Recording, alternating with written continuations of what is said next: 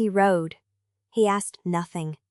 Whatever she had done, she was a frightened woman with a child in her arms and the Margrave's hounds at her back.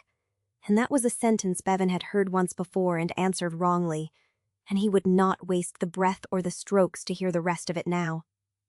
He put his whole old body into the oars, and the boat leapt, and the deep fog took them. He knew the strait the way a man knows the inside of his own mouth, every channel and dead reach and hidden tooth of rock, and he used all of it. He rowed off the straight heading into the false channel that ran north and felt like a wrong turn to anyone who did not know it doubled back. He found the band of dead air where the fog swallowed sound whole, and he shipped the oars for 10 silent seconds and let the boat glide through it, and listened to the pursuers' voices behind him go confused and scattered as the white ate their barons. He heard them check and curse and quarrel about which way the splashin had gone, and he smiled a grim, cold smile in the dark and dug in again. Merrin crouched low and silent and held the child and her dead, and asked him nothing either. And the two of them ran through the white together, the old man and the stranger, bound by a wordless pact to get a third small life to the far bank breathing. And Era rode with him. That was how it felt, in the deep middle, with his shoulders screaming and his breath sawing. That the patient, sorrowful girl in the vapor was not reproaching him tonight, but pulling.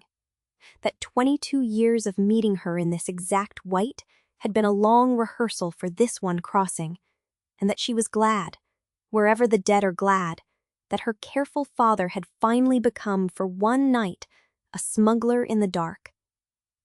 He had told her to wait. He would never tell anyone to wait again. He rowed as though the boat could carry the weight of that, and for a while, impossibly, it seemed to. But Pell's boat was lighter than Bevan's, and the men in it were young, and bit by bit, despite every trick, the dip of their oars grew louder again. And when the far shore at last came looming up gray out of the fog, the shingle, the black line of the trees above it, safety, the Margrave's writ ran thin on that side of the water, Bevan understood with a cold drop of the heart that they were not going to make it cleanly.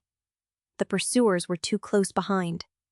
He could put Merrin on the shingle, yes, but the other boat would ground not a minute after, and the men would be off it and onto her before she could get the child up the beach and into the trees, and the whole crossing would have been for nothing.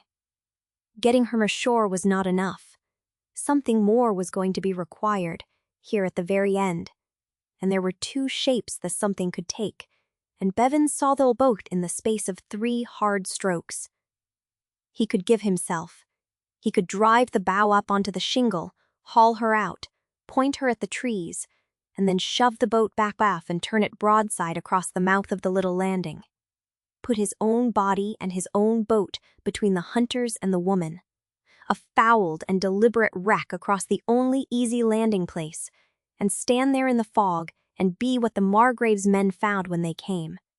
Not the fugitive they wanted, but an old ferryman who would cost them the minutes she needed and pay whatever those minutes cost him. To buy her escape with the years he had left and finish at last on the water, the rescue he had failed his daughter, and let the dead girl in the fog watch her father do the brave thing 22 years too late, but not, in the end, too late for everyone. Or he could use the hagstones. Just south of the landing, hidden in the fog, lay the reef the boatmen called the hagstones, a jaw of black rock a foot under the surface at this tide that Bevan could find blind and a stranger could not find at all.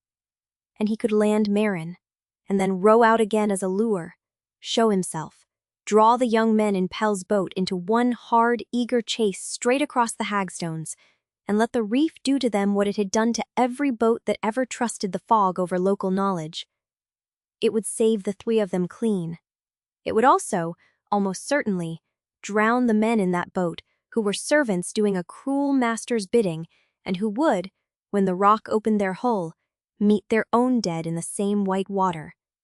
And Bevan would have bought a mother and child their lives with the lives of the men sent to take them, and would carry that too, across whatever crossin' he'd left.